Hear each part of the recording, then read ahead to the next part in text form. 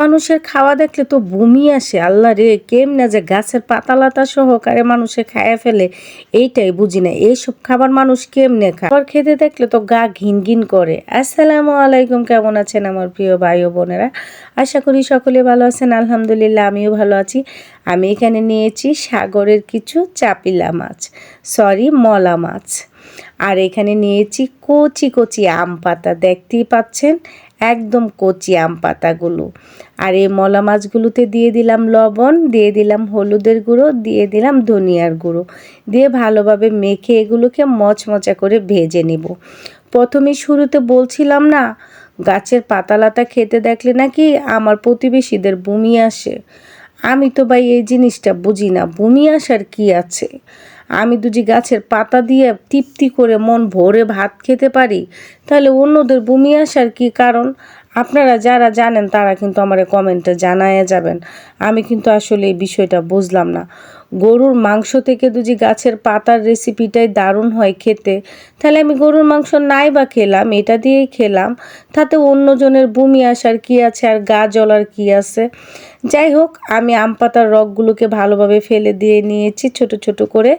মাছগুলো মচমচা করে ভেজে নিয়েছি। এখন আমি এখানে দিয়ে দিলাম শুকনো মরিচ, 2টা পেঁয়াজ, একটা দেশি রসুন দিয়ে এইগুলোকেও সুন্দর করে ভেজে নেব।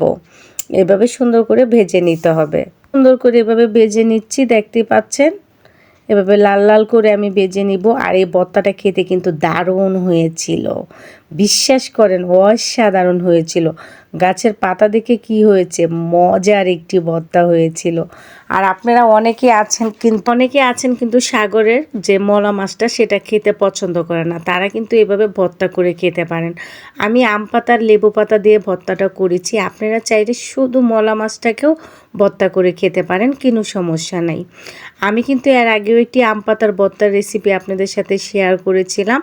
সেটা আমি একভাবে করেছিলাম আর এটা আমি আরেকভাবে করেছি। সবগুলো উপকরণকে আমি ভেজে নিয়েছি, সুন্দর করে সবগুলোকে বেটে নেব। শুকনো মরিচ আর মাছটাকে আগে বেটে নিচ্ছি আমি, দেখতেই পাচ্ছেন। এভাবে সুন্দর করে বেটে নিতে হবে, একদম যেন কাঁটাগুলো যেন না থাকে। কাঁটা থাকলে কিন্তু গলায় বেঁধে যাবে, সেজন্য আমি খুব সুন্দর করে বেটে নিয়েছি যেন কাঁটাগুলো না থাকে।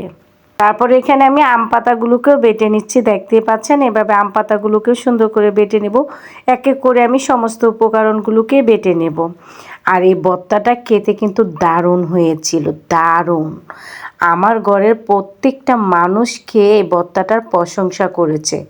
আরেকটা বিষয় কি জানেন, যারা বলছিল গাছের পাতালাতা খেতে দেখে বমি আসে, তাদেরকেও বানিয়ে দিয়েছিলাম।